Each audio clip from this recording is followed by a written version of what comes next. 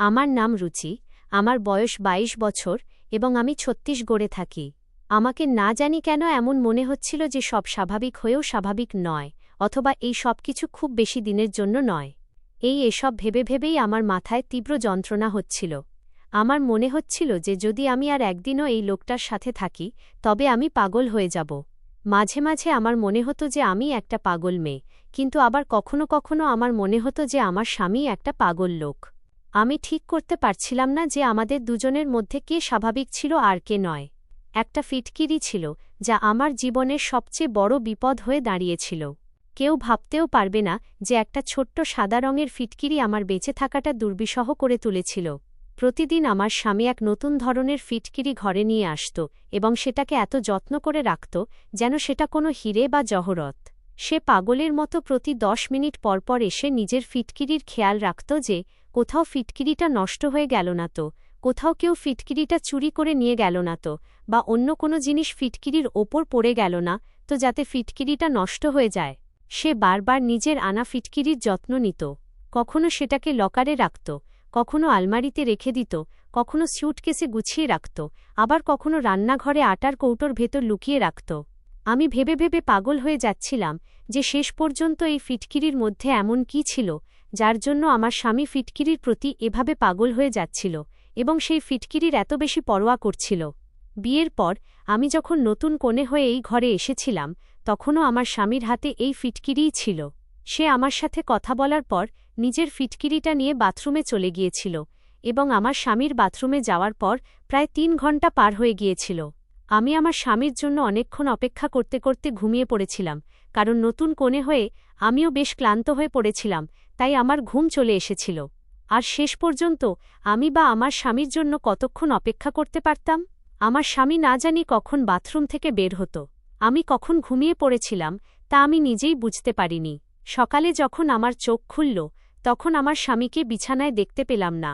আমি চিন্তায় পড়ে গেলাম যে সে কি সারা রাত বাথরুমেই কাটিয়েছে। আমি খুব চিন্তিত হয়ে পড়েছিলাম এবং দেখলাম যে সে বাথরুম থেকে বের হল, আর তার হাতে সেই ব্যাগটাই ছিল যার ভেতরে ফিটকিরি ছিল। আমার স্বামী অনেকক্ষণ ধরে নিজের ফিটকিরির সাথে বাথরুমে বন্ধ থাকত, আর বাইরে আসার পর বলত যে সব ঘাটতি পূরণ হয়ে গেছে। আর আমি লজ্জায় পড়ে যেতাম যে সে না জানি কোনো ঘাটতি পূরণ হওয়ার কথা বলছিল। সেই দিন ছিল আর আজকের দিন, আমার বিয়ের প্রায় ৩ মাস হয়ে গেছে, আর এই ফিটকিরির গল্প আজ পর্যন্ত শেষ হওয়ার নামই নিচ্ছিল না। সে বারবার বাথরুমে যেত এবং ফিটকিরির সেই ব্যাগটা বাথরুমে যাওয়ার সময় এবং বাথরুম থেকে বের হওয়ার সময়ও তার হাতেই থাকত। বাথরুম থেকে ক্রমাগত জল পড়ার আওয়াজ আসতে থাকত, আর যখন খুব বেশি দেরি হয়ে যেত তখন আমার স্বামী বাথরুম থেকে খুব খুশি হয়ে বের হতো। আমি তো এক অদ্ভুত সমস্যায় ফেসে গিয়েছিলাম। আমি আমার কষ্টের কথা কাউকেও বলতেও পারছিলাম না। এই সত্যটি জানার জন্য একদিন রাতে আমি বাথরুমের জানালা দিয়ে উঁকি মেরে দেখলাম, আর তা দেখে আমার মাথা যেন ফেটে গেল এবং আমার হুঁশ উড়ে গেল। আমার মা বাবা আমাকে খুব ভালোবাসতেন, কারণ আমি ছিলাম তাদের আদরের মেয়ে। আমি আমার সব ভাইবোনের মধ্যে সবচেয়ে ছোট ছিলাম, তাই মা বাবার পাশাপাশি আমার দাদা দিদিদেরও প্রচুর ভালোবাসা পেয়েছিলাম।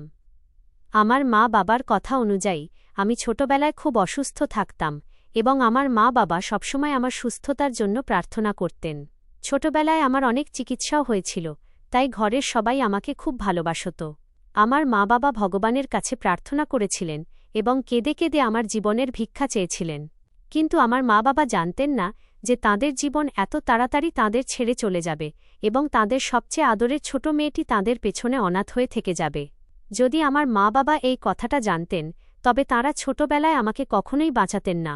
আমার পরিবারে মা বাবা ছাড়াও আমার একজন বড় দাদা এবং একজন বড় দিদি ছিল। তাঁরা সবাই একসাথে আমাকে ছেড়ে এই দুনিয়া থেকে চলে গেলেন। আমার বয়স যখন 7 বছর ছিল তখন আমাদের পুরো পরিবার পিকনিকের জন্য যাচ্ছিল। তখনই মাঝরাস্তায় হঠাৎ আমাদের গাড়ি দুর্ঘটনা ঘটে। দুর্ঘটনাটি এতই মারাত্মক ছিল যে আমার মা বাবা এবং আমার 2 ভাই বোনের ঘটনাস্থলেই মৃত্যু হয়। কিন্তু হয়তো ভগবান আমাকে জীবন দিতে চেয়েছিলেন, তাই এত মানুষের মৃত্যু হওয়া সত্ত্বেও আমি একা বেঁচে গিয়েছিলাম। আমার সামান্য একটু চোট লেগেছিল, কিন্তু আমার জীবন বেঁচে গিয়েছিল। মানুষ আমাকে দেখে অবাক হচ্ছিল যে এই মেয়েটি কিভাবে বেঁচে গেল। বলা হয় না, যার জীবন ভগবান লিখে দেন তাকে কে মারতে পারে? আর কিছু মানুষ আমাকে দেখে খুব আফসোসও করছিল যে আমি মা বাবাকে ছাড়া কিভাবে এই দুনিয়ায় একা থাকব। ভালো তো এটাই হতো যে আমিও আমার পরিবারের সাথেই এই দুনিয়া থেকে চলে যেতাম। মানুষ বলছিল যে এই মেয়েটি অনাথ হয়ে কিভাবে জীবন কাটাবে, কেই বা তাকে মানুষ করবে। এইভাবে আমার পুরো পরিবার শেষ হয়ে গিয়েছিল আর আমি একা হয়ে গিয়েছিলাম। কারণ আমি সম্পূর্ণ লাওয়ারিস ছিলাম, তাই আমার বাবার শত সৎ ভাই কাকু আমাকে তার বাড়িতে জায়গা দিয়েছিলেন, কারণ আর কেউ আমাকে নিজের কাছে রাখতে প্রস্তুতই ছিল না। আর আমার মায়ের আত্মীয়রা তো ভয়ের কারণে কখনো আমাদের বাড়িতে সহানুভূতি জানাতেও আসেননি। আমি আমার কাকু কাকিমার বাড়িতে থাকতে শুরু করলাম এবং তাদের মেয়েদের পুরনো ব্যবহার করা জামাকাপড় পরে আর তাদের বেঁচে যাওয়া খাবার খেয়ে দিন কাটাতে লাগলাম। ওই মানুষগুলো আমাকে খুব খোঁটা দিত। তাদের খোঁটা শুনতে শুনতেই আমি বড় হয়ে গেলাম এবং এইভাবে সময় খুব দ্রুত কেটে যেতে লাগল আর আমার বিয়ের বয়স হয়ে গেল। আমার জন্য অনেক বিয়ের সম্বন্ধ আসতে শুরু করেছিল। আমার মনে হতো আমার জন্য সম্বন্ধ আসলেই আমার কাকিমা চিন্তায় পড়ে যেতেন। আমার কাকিমা আমার কাছ থেকে মুক্তি পাওয়ার জন্য এমন একজন মানুষের সাথে আমার বিয়ে দিয়ে দিলেন যাকে আমি চিনতামও না। তাও আমি ভাবলাম যে কাকিমার বাড়িতে তো আমাকে সারাদিন কাজের লোকেদের মতো কাজ করতে হতো, তার চেয়ে তো এটাই ভালো হবে যে আমি আমার স্বামীর বাড়িতে কাজ করি আর তার সেবা করি। যখন আমি আমার হবু স্বামীকে দেখলাম, ছেলেটি বেশ হ্যান্ডসাম আর স্মার্ট ছিল, তাই আমি নিশ্চিন্ত হয়ে গিয়েছিলাম। তারপর শুনলাম যে ছেলেদের নিজেদের বাড়ি আছে, তো এই কথায় আমি আরও বেশি খুশি হয়ে গিয়েছিলাম। কাকিমা তো নিজের দায় এড়াতে মুক্তি পাওয়ার জন্য আমার বিয়ে তাড়াহুড়ো করে দিয়ে দিয়েছিলেন, কারণ আমি দেখতে খুব সুন্দর ছিলাম আর আমার কাকিমার মেয়েরা আমার চেয়ে বেশি সুন্দর ছিল না। তাই কাকিমা হিংসার বশে আমাকে যত দ্রুত সম্ভব বিদায় করতে চেয়েছিলেন, যাতে তার নিজের মেয়েদের জন্য সামনের পথ পরিষ্কার হয়ে যেতে পারে। বিদায়ের সময় কাকিমা আমাকে বলেছিলেন যে এখন শ্বশুরবাড়িতেই থাকবি, আমার বাড়িতে আসার কোনো দরকার নেই। আমার কাছে এত টাকা নেই যে তোর খরচ চালাতে পারি।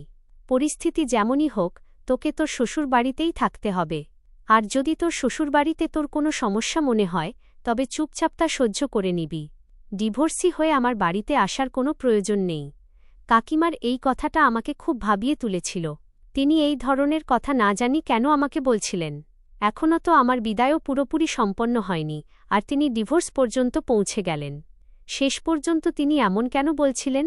ছেলেটার মধ্যে কি কোনো সমস্যা ছিল, নাকি তার পরিবারের লোকজনের মধ্যে কোনো গণ্ডগোল ছিল? আমার মাথায় অদ্ভুত অদ্ভুত সব প্রশ্ন আসতে শুরু করেছিল। আর এই প্রশ্নগুলো ভাবতে ভাবতেই যখন আমি বিদায় হয়ে শ্বশুরবাড়িতে চলে গেলাম, তখন বিয়ের প্রথম রাতেই আমি আঁচ করতে পেরেছিলাম যে কাকিমা কেন এই ধরনের কথা বলছিলেন। যে মেয়ের স্বামী বিয়ের প্রথম রাতে তার সাথে সম্পর্ক স্থাপন করার বদলে সারা রাত বাথরুমেই কাটিয়ে দেয়, তবে সেই মেয়ের মানসিক অবস্থা কী হবে? লজ্জার কারণে এই প্রশ্নটা আমি আমার স্বামীকেও করতে পারছিলাম না, কারণ আমি ছিলাম নতুন কনে। আর এক নতুন কনে যদি এমন কথা বলে যে তিনি কেন এমন করলেন না আর সারা রাত বাথরুমেই কেন রইলেন, তবে সেটা ভুল হতো। আমি ভাবলাম যে আমি তো ঘুমিয়ে পড়েছিলাম, হতে পারে তিনিও এসে ঘুমিয়ে পড়েছিলেন। হয়তো খুব ভোরবেলায় তিনি আবারও বাথরুমে স্নান করার জন্য চলে গিয়েছেন। ব্যাস, এই ভেবেই আমি নিজের মনকে সান্ত্বনা দিয়েছিলাম। কিন্তু আমার এই সান্ত্বনা কোনো কাজেই আসেনি যখন প্রতিদিন ঘরে আমার স্বামী এই রকম অদ্ভুত অদ্ভুত সব কর্মকাণ্ড করতে শুরু করল। বিয়ে হওয়ার 1 মাস পূর্ণ হতেই আমার শাশুড়ি নাতি নাতনির বায়না ধরে বসলেন। আমার শাশুড়ি তো এটাও জানতেন না যে এই 1 মাসের মধ্যে একটি দিনও তার ছেলে আমাকে স্পর্শ পর্যন্ত করেনি। তাঁর ছেলে তো না জানি কোনো সব কর্মকাণ্ডে ব্যস্ত থাকত, আর আমি লজ্জায় এই কথা কাউকে বলতেও পারছিলাম না।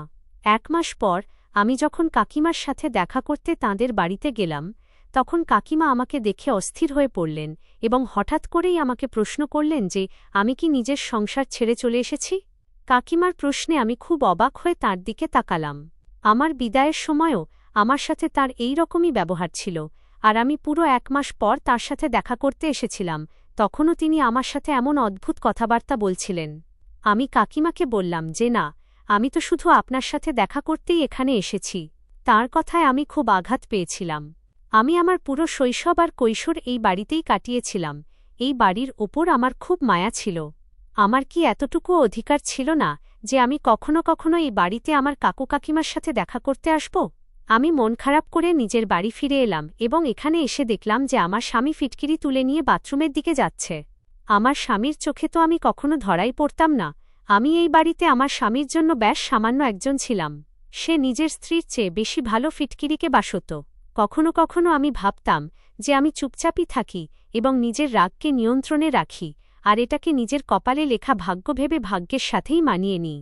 কিন্তু তারপরের মুহূর্তেই আমার মনে হতো যে আমি কেন চুপ থাকব, আমার তো বরং নিজের স্বামীর সমস্ত সত্য দুনিয়ার সামনে আনা উচিত। কিন্তু এমনটা তো আমি শুধু আমার স্বপ্নেই করতে পারতাম। সত্যি বলতে আমার তো চিন্তিত হওয়া ছাড়া আর কোনো কাজ জানা ছিল না। এবার আমি নিজেকে ঘরের কাজে ব্যস্ত রাখতে শুরু করলাম এবং যতটা সম্ভব নিজেকে কাজের মধ্যে ডুবিয়ে রাখার চেষ্টা করতাম। এখন আমার পুরো ধ্যান পরিবারের জামাকাপড় ধোয়া, রান্না করা আর ঘর পরিষ্কার করার দিকেই থাকত। কাকিমার বাড়িতেও আমি কাজের মেয়ে ছিলাম, আর শ্বশুরবাড়িতে এসেও কাজের মেয়েদের মতোই জীবন কাটাচ্ছিলাম। তারপর আমি ভাবলাম যে শেষ পর্যন্ত আমি কতদিন এই ধরনের জীবন কাটাব। আমাকে আমার স্বামীর সাথে কথা বলতেই হবে। একদিন আমি পরোক্ষ ভাষায় আমার স্বামীকে এই কথাটা বুঝিয়ে বললাম যে তার মা আমার কাছে নাতি নাতনির দাবি করছেন। এই কথা শুনে যেন আমার স্বামী চমকে উঠলেন, যেন কারেন্টের শক খেলেন। তিনি সঙ্গে সঙ্গে বললেন যে এখন এমন কিছুই হতে পারে না এবং এটা একেবারেই অসম্ভব। এতটুকু বলেই তিনি ঘর থেকে বাইরে চলে গেলেন, আর আমি মাথা চেপে ধরে বসে পড়লাম। কারণ আমার স্বামীর উপর আমার আগে থেকেই সন্দেহ ছিল, আর এখন আমার পুরোপুরি বিশ্বাস হয়ে গেল যে আমার স্বামী নপুংসক। সেই কারণেই সে ফিটকিরির অজুহাত বানিয়ে প্রতিদিন রাতে বাথরুমে চলে যায় আর আমার ঘুমিয়ে পড়ার অপেক্ষা করে। আমি যখন ঘুমিয়ে পড়ি তখন সে বাথরুম থেকে বাইরে বেরিয়ে আসে। সে এইভাবেই করে, তা না হলে কোনো পুরুষ এমন হয় না যে নিজের নতুন বউকে একা ছেড়ে দিয়ে এইভাবে সারা সারা রাত নিজেকে বাথরুমে বন্ধ করে রাখে। আমি ভাবলাম এবার আমাকে আমার স্বামীর এই রহস্যের পর্দা উন্মোচন করতেই হবে এবং আমি সত্যিটা জেনেই ছাড়ব। আর পুরো সত্যটা আমি সবার সামনে নিয়ে আসব। একদিন রাতের বেলা আমি ভাবলাম যে আমি ঘুমানোর ভান করি এবং দেখি যে আমার স্বামী রাতে কি করে।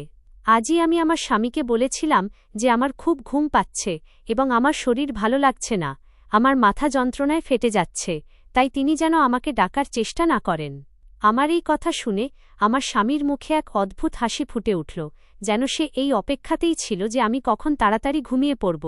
আমার স্বামী আমাকে বলল, ঠিক আছে, তোমার শরীর যদি ভালো না থাকে তবে তুমি তাড়াতাড়ি ঘুমিয়ে পড়ো, আমি তোমাকে একদম ডিস্টার্ব করব না। সে ঘরের আলো নিভিয়ে দিল এবং ঘর থেকে বাইরে চলে গেল।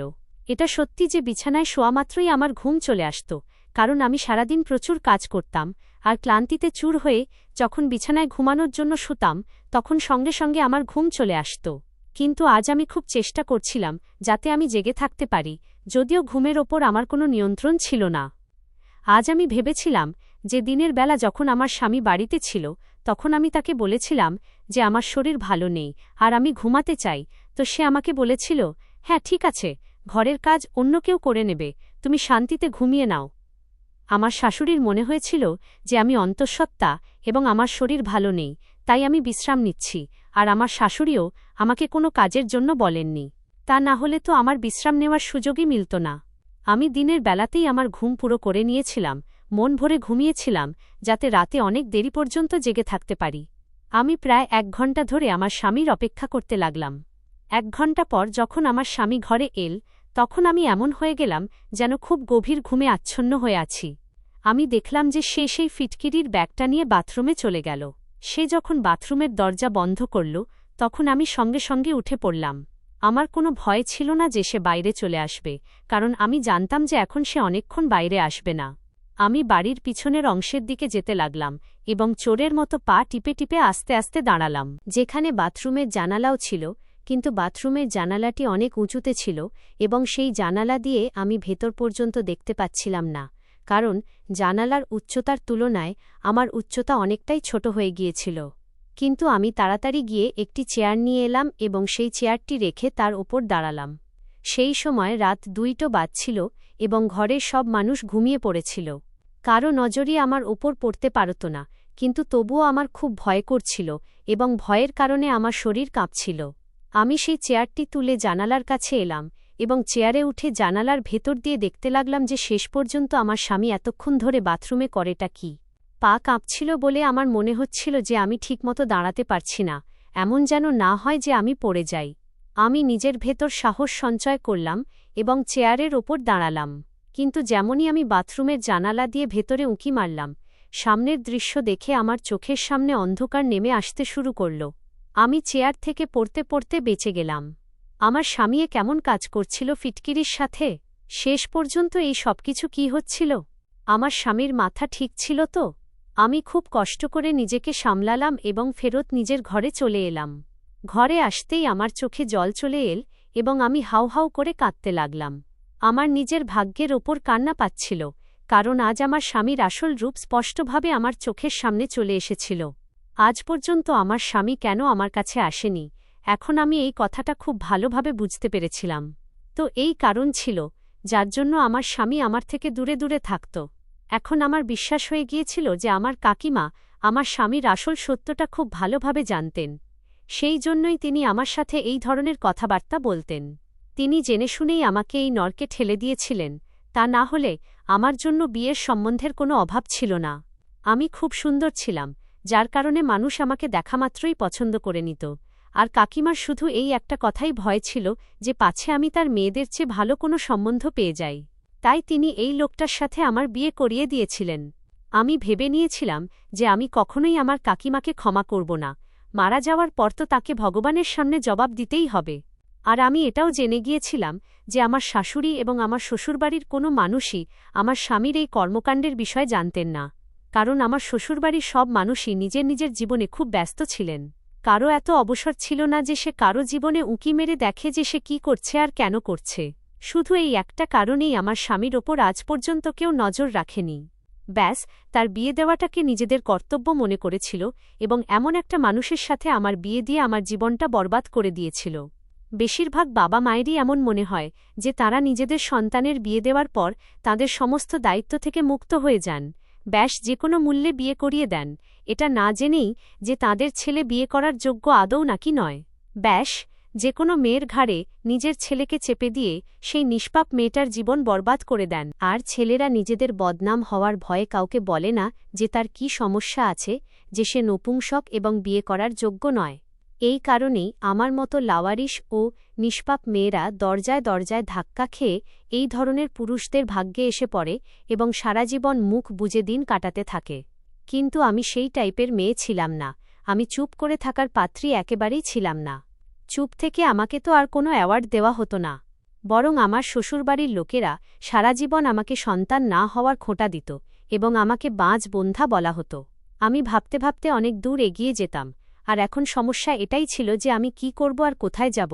আমার কাছে তো মাথা গোঁজার মতো কোনো দ্বিতীয় জায়গাও ছিল না। আর ওদিকে কাকুর বাড়িতে কাকিমাও আমাকে তাঁর বাড়িতে যাওয়ার জন্য মানা করে দিয়েছিলেন। আমি সিদ্ধান্ত নিয়ে নিয়েছিলাম যে আমি আর চুপ থাকব না। আমি অনেক সহ্য করেছি, কিন্তু এখন আর সহ্য করার মতো কিছুই বাকি ছিল না। আমার আগে পিছে কেউ নেই, তো তার মানে কি এই যে আমার স্বামী আমাকে ধোঁকায় রাখবে? আমি এই অপেক্ষায় ছিলাম যে আমার স্বামী বাথরুম থেকে বাইরে আসুক। অনেকক্ষণ পর যখন আমার স্বামী বাথরুম থেকে বাইরে এল, তখন আমাকে জেগে থাকতে দেখে সে চমকে উঠল। আমি রাগে আমার স্বামীর কলার ধরে ফেললাম এবং তার ওপর চিৎকার করে বললাম যে, তুমি শেষ পর্যন্ত আমার সাথে এমন কেন করলে, আর তুমি সমস্ত সত্য আমার কাছ থেকে কেন লুকালে? আমার স্বামী একদম অচেনা সেজে গেল। সে এমন অ্যাক্টিং করছিল যেন সে কিছুই জানে না। তার এই কর্মকাণ্ড দেখে আমার মন চাইছিল যে আমি তাকে মেরেই ফেলি। সে জানত না যে সে আমার সামনে যে অ্যাক্টিং করছিল, আমি সেই অ্যাক্টিং খুব ভালোভাবে বুঝে গিয়েছিলাম। সে আমার সামনে নিষ্পাপ সাজার চেষ্টা করছিল, কিন্তু সে নিষ্পাপ ছিল না, বরং সে ছিল এক বিরাট চালাক লোক, আর চালাকি করেই আমার সাথে থাকত। আমার একেবারেই মাথায় আসছিল না যে শেষ পর্যন্ত কোনো একটা তো কারণ নিশ্চয়ই থাকবে যার জন্য সে এখনও আমার কাছে আসেনি। আর হয়তো এই কারণটাই ছিল যে সে নপুংসক। কিন্তু আমার স্বামী আমাকে এই কথাটা বলতে খুব ভয় পাচ্ছিল যে তার অপমান হবে আর মানুষ তাকে নিয়ে ঠাট্টা তামাশা করবে। সেই জন্যই সে বিয়ে করে তার সমস্ত দোষ নিজের স্ত্রীর ওপর চাপিয়ে দেওয়ার কথা ভেবেছিল। আমার মাথায় বারবার অদ্ভুত অদ্ভুত সব খেয়াল আসছিল। এখন আমার বিয়ের ৩ মাস হয়ে গিয়েছিল, আর গত ৩ মাস ধরে আমি ক্রমাগত ডিপ্রেশনের শিকার হচ্ছিলাম। আজ যখন আমি আমার স্বামীর কলার ধরে তাকে প্রশ্ন করছিলাম, তখন সে অবাক হয়ে আমার দিকে তাকাচ্ছিল, যেন তার বিশ্বাসই হচ্ছিল না যে আমি তার মিথ্যা ধরে ফেলেছি। সে হাঁ করে আমার দিকে তাকিয়েই যাচ্ছিল। যখন আমার স্বামী আমাকে কোনো উত্তর দিল না এবং তার মুখে কোনো উত্তর এল না, তখন আমি সঙ্গে সঙ্গে আমার জিনিসপত্র প্যাক করতে শুরু করে দিলাম। আমি আমার স্বামীকে বললাম যে, তোমার লজ্জা পাওয়া উচিত। তুমি এই ধরনের জঘন্য কাজ করো? আমি তোমার মতো নপুংসক পুরুষের সাথে থাকতে চাই না। আর এই কারণেই তুমি এই জঘন্য ফিটকিরিকে নিজের জীবনের চেয়েও বেশি যত্ন করে রাখো। আমার স্বামী এখনও অবাক হয়ে দাঁড়িয়ে আমার সমস্ত কথা চুপচাপ শুনছিল, কিন্তু এমন মনে হচ্ছিল যেন সে আমার কথাগুলো বুঝতে পারছিল না। আর তাকে দেখে বেশ বিষণ্ণ লাগছিল যে আমি তার সমস্ত সত্য জেনে ফেলেছি। আমি আমার স্বামীকে অবাক ও চিন্তিত অবস্থায় রেখে নিজের ব্যাগ প্যাক করে দরজার দিকে যেতে লাগলাম এবং ঘর থেকে বাইরে বেরিয়ে গেলাম। ঘরের সমস্ত মানুষ তখন ঘুমাচ্ছিল। এখনও আমি বাড়ির মেইন গেট পর্যন্ত পৌঁছাইনি। এমন সময় আমার স্বামী দৌড়ে আমার পেছনে এল এবং জবরদস্তি আমার হাত ধরে আমাকে টানতে টানতে নিজের ঘরে নিয়ে গেল। আমি চিৎকার করার চেষ্টা করতেই সে তার হাত আমার মুখের ওপর চাপা দিল, যার ফলে আমার আওয়াজ বের হওয়া বন্ধ হয়ে গেল, আর সে নিচু স্বরে আমাকে চুপ থাকার কথা বলতে লাগল। সে আমাকে ঘরে নিয়ে এল এবং বিছানায় বসিয়ে দেওয়ার পর ঘরের দরজা ভেতর থেকে বন্ধ করে দিল। আমার স্বামীর ওপর আমার ভীষণ রাগ হচ্ছিল। আমি সোজা দরজার দিকে যাচ্ছিলাম, কিন্তু সে আবারও আমাকে ধরে বিছানায় আছড়ে ফেলল এবং বলতে লাগল, এ কী নাটক লাগিয়েছ? তোমাকে কি আমার কথা একবার বলায় মাথায় ঢোকে না? আমি তোমাকে চুপ থাকতে বলেছি। ব্যাস, একবার শান্ত হয়ে বসে আমার সব কথা শুনে নাও। আর তুমি এই সময় রাতের এত অন্ধকারে কোথায় যাবে? তুমি কি মানুষকে আমাদের নিয়ে কথা বানানোর সুযোগ দিতে চাও? স্বামীর বলা এই কথায় আমি আরও বেশি রেগে গেলাম। আমি বললাম, তোমার কি মনে হয় তুমি মানুষের কাছ থেকে সত্যিটা লুকিয়ে রাখবে? সত্যি বেশি দিন লুকিয়ে থাকতে পারে না, আর দুনিয়ার মানুষের সামনে এসেই যাবে যে তুমি বিয়ে করার যোগ্য নও আর তুমি একজন নপুংসক। আমি এই কথাটা পুরো দুনিয়াকে জানাতে চাই যে তুমি নপুংসক এবং তুমি আমার জীবনের সাথে খেলা করেছ। আমি তোমাকে কখনোই ক্ষমা করব না। আমি নিজের ওপর নিয়ন্ত্রণ হারিয়ে ফেলেছিলাম এবং মুখে যা আসছিল বলেই যাচ্ছিলাম। আমার এত কথা শুনে আমার স্বামী আমার মুখে একটা সজোরে থাপ্পড় মেরে দিল। আমি তার থাপ্পড় সহ্য করতে না পেরে টলে গিয়ে মাটিতে পড়ে গেলাম। আর মাটিতে যখন আমার হাঁটু লাগল, তখন আমি তীব্র যন্ত্রণায় ছটফট করে উঠলাম। যন্ত্রণায় আমার চোখ জলে ভরে গেল এবং আমি কাঁদতে লাগলাম। সত্যি বলতে, এই চোটটা তো খুবই সামান্য ছিল। যে চোট আমার মনে লেগেছিল তা আমার পুরো হৃদয়কে ক্ষতবিক্ষত করে দিয়েছিল। আমি চমকে উঠলাম এবং চিন্তিত হয়ে আমার স্বামীর দিকে তাকালাম। আমার একেবারেই আশা ছিল না যে আমার স্বামী শেষ পর্যন্ত আমার ওপর হাতও তুলতে পারে। ঠিক পরের মুহূর্তেই আমি থাপ্পড়ের যন্ত্রণা ভুলে গিয়ে আমার স্বামীর সামনে এসে দাঁড়ালাম এবং বলতে লাগলাম যে, তোমার থাপ্পড় মারার পরেও আমি এই বাড়িতে আর এক মুহূর্তও থাকতে পারি না। আমিও চিৎকার করে করে আমার স্বামীর সাথে কথা বলতে শুরু করেছিলাম। আমার স্বামী আবারও বলল যে, আস্তে কথা বলো, তা না হলে ঘরের সবাই জেগে যাবে। আমার স্বামীর খুব রাগ হচ্ছিল এবং তার চোখের রাগের এক্সপ্রেশন স্পষ্ট দেখা যাচ্ছিল। আমার স্বামী বলল, তুমি যেমনটা ভাবছ তেমন কিছুই নয়। হয়তো তোমার ভুল ধারণা হয়েছে আমি নপুংসক নই। তুমি তোমার মন থেকে এই ভাবনা দূর করো, আমি নপুংসক নই। বরং আমি একটা খুব বড় রোগের শিকার, যার কারণে এক কবিরাজ আমাকে এই চিকিৎসা করার কথা বলেছিলেন যে আমি ফিটকিরি ব্যবহার করলে খুব তাড়াতাড়ি সুস্থ হয়ে যাব। আগে তো আমি একদম ঠিক ছিলাম, কিন্তু গত 6 মাস ধরে আমার শরীরে তীব্র চুলকানি হচ্ছিল এবং আস্তে আস্তে দুর্গন্ধ তৈরি হতে শুরু করেছিল। এই কারণে আমার কাছে কেউ আসত না। আমি আমার এই রোগের সব রকমের চিকিৎসা করিয়েছি, বড় বড় ডাক্তার দেখিয়েছি এবং অনেক দামি দামি ওষুধও ব্যবহার করেছি। ইন্টারনেট দেখে সব রকমের ঘরোয়া টোটকাও ব্যবহার করে নিয়েছি, কিন্তু আমার শুধু সামান্যই উপকার হতো। কিন্তু এখন আমার এই রোগটা অনেকটাই বেড়ে গিয়েছিল এবং আমাকে খুব কষ্টের মুখোমুখি হতে হচ্ছিল। অনেক বড় বড় ডাক্তার দেখালে তাঁরা জানান যে আমার রক্তে ইনফেকশন হয়ে গেছে। কিছু বছর আগে যখন আমার শরীর খুব খারাপ হয়েছিল, তখন আমার রক্তের প্রয়োজন পড়েছিল। তখন ডাক্তারের কথায় এক লোক আমাকে রক্ত দিয়েছিল। তখন থেকেই আমি এই রোগের শিকার হয়ে গেছি। ডাক্তারের বক্তব্য হল যে ওই লোকটার রক্তে অ্যালার্জি ছিল, তাই আমার রক্তেও ইনফেকশন হয়ে যায় এবং আমার পুরো শরীরে অ্যালার্জি ছড়িয়ে পড়ে। ওই লোকটার রক্ত আমার শরীরে স্যুট করেনি, আর তখন থেকেই আমি এই অবস্থায় আছি। ডাক্তার বলেছিলেন যে তুমি যদি কারো কাছে যাও তবে তোমার এই রোগ অন্য কারো শরীরেও ছড়িয়ে পড়তে পারে, আর এই কারণেই আমি তোমার কাছে আসতাম না।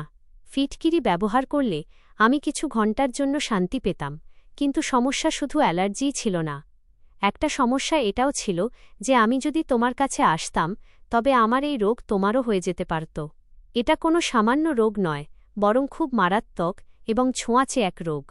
আমি তোমাকে নিজের মতো অসুস্থ করে তুলতে চাইনি। আমার চিকিৎসা তো অনেকদিন ধরেই চলছিল, কিন্তু ধীরে ধীরে আমার সমস্যা বেড়েই যাচ্ছিল। আমাকে এক নামকরা কবিরাজের বৈদ্য কথা জানান, তো আমি তার কথা মতো সেই কবিরাজের কাছে যাই।